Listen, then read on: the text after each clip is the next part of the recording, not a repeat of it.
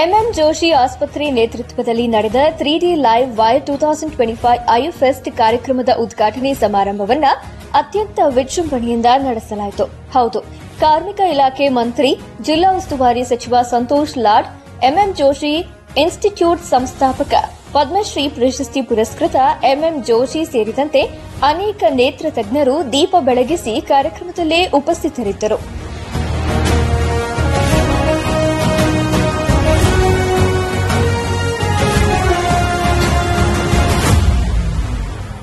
ಈ ವೇಳೆ ನೇತ್ರ ವಿಜ್ಞಾನದಲ್ಲಿ ಸಾಧನೆಗೈದ ವೈದ್ಯ ಕೆಬಿ ಶ್ರೀರಾಮ್, ಗೀತಾ ಎನ್ ಶ್ರೀನಿವಾಸ ದೇಶಪಾಂಡೆ, ಡಾ ಆದಿತ್ಯ ಕೇಲಕೇರ್, ಡಾ ಸ್ವಪನ್ನ ಕುಮಾರ್ ಸಮಂತಾ, ಡಾ ಶಿವರಾಮ ಹೆಗ್ಗಡೆ ಸೇರಿದಂತೆ ಅನೇಕರಿಗೆ ಹೃತ್ಪೂರ್ವಕ ಸನ್ಮಾನ ಮತ್ತು ಸ್ಮರಣಿಕೆ ನೀಡಿ ಗೌರವಿಸಲಾಯಿತು.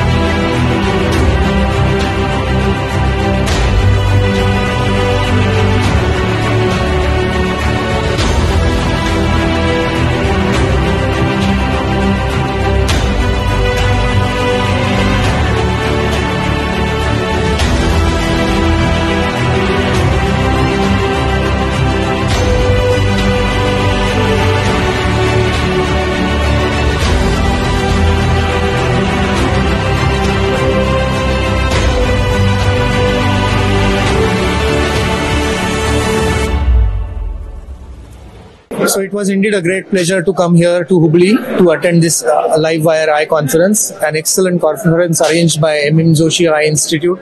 Kudos to their hard work. I mean, they have put up a great show. More than 700 eye doctors participated from the country, and it was such a great interaction, scientific interaction, and of course camaraderie that we got to see during the event lasted for 2 days. ದೇಶಾದ್ಯಂತ ಬಂದಿರುವ ಅನೇಕ expert ಡಾಕ್ಟರ್ಗಳ ಒಂದು presentation, ಅದ್ರ ಜೊತೆಗೆ ಸ್ಟೂಡೆಂಟ್ಸಿಗೆ ಅಂದ್ರೆ post graduate ಸ್ಟೂಡೆಂಟ್ಸಿಗೆ ಕೂಡ ಅನೇಕ ಕಾರ್ಯಕ್ರಮ ಮಾಡಿದ್ರು. ಲೈವ್ ಸರ್ಜರಿಗಳನ್ನ 3D ಸರ್ಜರಿಗಳನ್ನ ಅಲ್ಲೇ ಆಸ್ಪತ್ರೆಯಿಂದ ನೇರವಾಗಿ ಇಲ್ಲಿ ಪ್ರಸಾರ ಮಾಡಿ ಅದ್ರ ಬಗ್ಗೆನೂ ಇಂಟ್ರಾಕ್ಷನ್ ಆಯ್ತು. ಹಾಗೇನೆ ಇಲ್ಲಿಯ ಎಲ್ಲ ರೀತಿಯ ಒಂದು ಆತಿಥ್ಯ, ಊಟ, ಉಪಚಾರ ಪ್ರತಿಯೊಂದು ಕೂಡ ಇಡೀ ಒಂದು ಯಾವುದೇ ಒಂದು ಈ ರೀತಿ ಸಮ್ಮೇಳನ ಮಾಡೋದಕ್ಕೆ ಒಂದು ಮಾದರಿಯಾಗಿತ್ತು.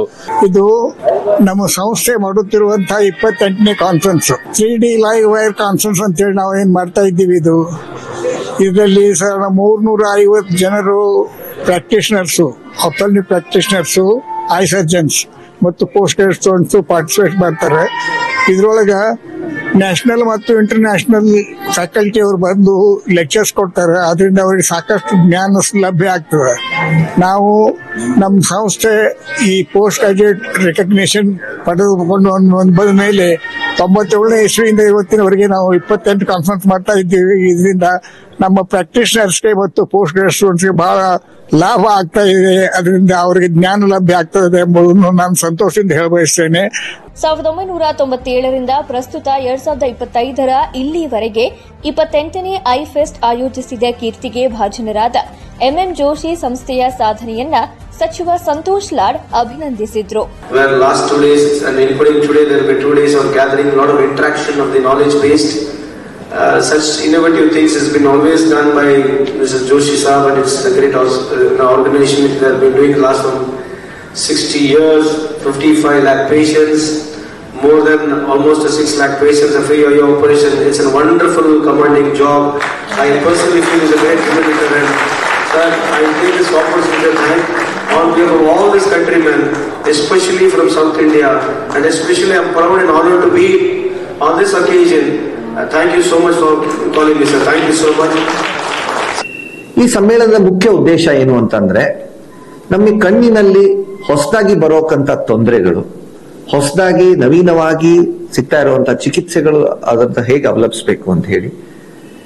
ಎರಡನೇದ್ದು, ಏನೇನು ಶಸ್ತ್ರಚಿಕಿತ್ಸೆಗಳು, ಅದರಲ್ಲಿ ಏನೇನು ಹೊಸ ಆವಿಷ್ಕಾರಗಳನ್ನಾಗಿದೆ. ಅಂದ್ರೆ ಪೇಷಂಟ್ಸ್ಗಳಿಗೆ ನಾವು ಹೇಗೆ ಅವ್ರನ್ನ ಬೇಗವಾಗಿ ಗುಣಮುಖಿಸಬಹುದು ಅಂತ ಹೇಳಿ ಅದ್ರ ಬಗ್ಗೆ ಸುದೀರ್ಘವಾಗಿ 2 ದಿನ ಚರ್ಚೆಗಳನ್ನ ನಾವು ನಡೆಸ್ತೀವಿ. ಈ MM ಜೋಶಿ ನೇತ್ರ ವಿಜ್ಞಾನ ಸಂಸ್ಥೆ ICDಯಿಂದ ನಾವು ಆಪರೇಷನ್ಗಳನ್ನ ಮಾಡೋದನ್ನ ಆ ಹೋಟೆಲ್ನಲ್ಲಿ ನಾವು ಸುಮಾರು 550 ಡಾಕ್ಟರ್ಸ್ಗಳೆಲ್ಲ ಎಲ್ಲಿ ಕುತ್ಕೊಂಡಿರ್ತಾರೋ ಅಲ್ಲಿ ರಿಲೇ ಮಾಡ್ತೀವಿ. ಅಂದ್ರೆ ಲೈವ್ ವೈರ್, ಅಂದ್ರೆ ವೈರ್ ಮೂಲಕ ರಿಲೇ ಮಾಡ್ತೀವಿ. ಇಲ್ಲಿಂದ ಒಂದು ಸುಮಾರು 3 ಕಿಲೋಮೀಟರ್ ದೂರದಲ್ಲಿರೋ ಒಂದು ಇದಕ್ಕೆ ಅಲ್ಲಿದೆ ಒಂದು ಸ್ಪೆಷಲ್ 2 ಡಾರ್ಕ್ ಕೋರ್ ಲೈನ್ಸ್ ಅಂತ ನಾವು ಹೇಳುದು. ಅಲ್ಲಿಗೆ ನಾವು 3D ಆಸ್ಪೆಕ್ಟ್, ಏನಪ್ಪಾ ಇದು 3D ಅಂತಂದ್ರೆ, ದೇಶದಲ್ಲಿ 2017ರಲ್ಲಿ ನಾವು ಸೆಕೆಂಡ್ ಅಂದ್ರೆ 2ನೇ ಸ್ಥಾನವನ್ನು ಪಡೆದಿರಕ್ಕಂತ 3D ಮಷೀನ್ ಅನ್ನ ಪಡೆದಿರಕ್ಕಂತ ಒಂದು ಸಂಸ್ಥೆ ಅಂದ್ರೆ ಅದು MM ಜೋಶಿ ನೇತ್ರ ವಿಜ್ಞಾನ ಸಂಸ್ಥೆ. ಮೊದಲೇದು RP ಸೆಂಟರ್ ಏಮ್ಸ್ ನಲ್ಲಿ ಬಂದಿತ್ತು, 2ನೇದು ಇಲ್ಲಿ ಹುಬ್ಬಳ್ಳಿಯಲ್ಲಿ ಬಂದಿತ್ತು. ಏನಿದ್ರ ಉಪಯೋಗ ಅಂತಂದ್ರೆ ಡೆಪ್ತ್ ಪರ್ಸೆಪ್ಷನ್ಸ್, ಅಂದ್ರೆ ಈಗ ನಾವು ಆಪರೇಷನ್ ಮಾಡ್ಬೇಕಾದ್ರೆ ನಮಗೆ ಎಷ್ಟು ಸೂಕ್ಷ್ಮವಾಗಿ ಎಷ್ಟು ಚೆನ್ನಾಗಿ ಕಾಣುತ್ತೆ, ಯಾವ ತರ ಡೆಪ್ತ್, ಮ್ಯಾಗ್ನಿಫಿಕೇಶನ್, ರೆಸೊಲ್ಯೂಷನ್ ಅಂತ ಏನ್ ನಾವು ಕರಿತೀವಿ, ಅದು ಎಷ್ಟು ಚೆನ್ನಾಗಿ ಕಾಣುತ್ತೆ ಅಷ್ಟು ಚೆನ್ನಾಗಿ ಸರ್ಜನ್ಸ್ಗಳು ಶಸ್ತ್ರಚಿಕಿತ್ಸೆಯನ್ನ ನಡೆಸಬಹುದು. ಸೊ ಚೆನ್ನಾಗಿ ಆದಷ್ಟು ಪರಿಣಾಮ ಅದು ಪೇಷಂಟ್ಸ್ಗೆ ಚೆನ್ನಾಗತ್ತೆ. ಸೊ ಅದರಿಂದಾಗಿ ಈ 3D ಲೈವ್ ವೈರ್ 2017ರಲ್ಲಿ ನಾವು ಇಡೀ ಏಷ್ಯಾದಲ್ಲಿ ಪ್ರಪ್ರಥಮ ಬಾರಿಗೆ ಈ 3D ಲೈವ್ ವೈರ್ ಅನ್ನ ನಾವು ಅದನ್ನ ಪ್ರಸಾರಿಸಿದ್ವಿ. ಸೊ ಅದರಿಂದ ಇಲ್ಲಿವರೆಗೂ ಸತತವಾಗಿ ಈ 3D ಲೈವ್ ವೈರ್ ನಡೀತಾನೆ ಇದೆ.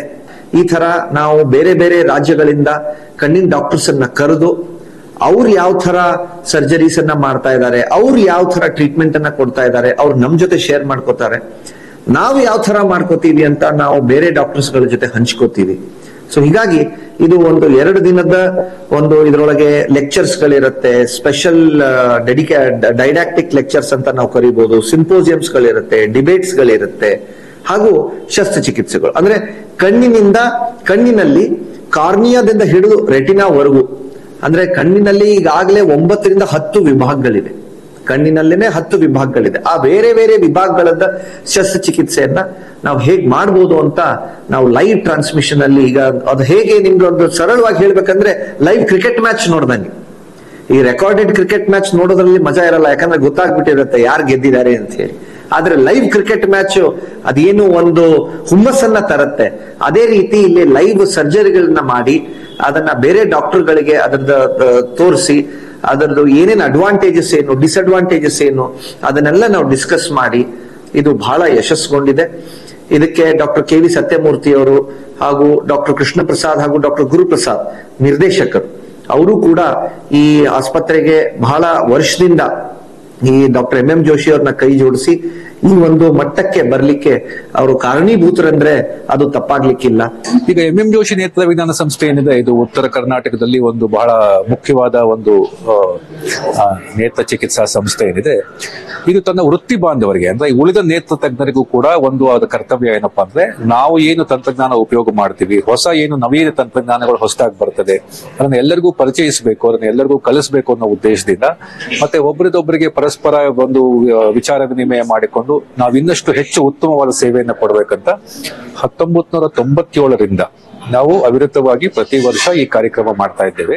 550 ನೇತ್ರ ಶಾಸ್ತ್ರಜ್ಞರು, 350ಕ್ಕೂ ಅಧಿಕ ಸಂಶೋಧಕರು ಸೇರಿದಂತೆ ರಾಜ್ಯ, ರಾಷ್ಟ್ರ, ಅಂತಾರಾಷ್ಟ್ರೀಯ ಮಟ್ಟದ ವೈದ್ಯರು ಐಫೆಸ್ಟ್ ಕಾರ್ಯಕ್ರಮದಲ್ಲಿ ಸತತ 2 ದಿನಗಳ ಕಾಲ ಭಾಗವಹಿಸಿದ್ರು.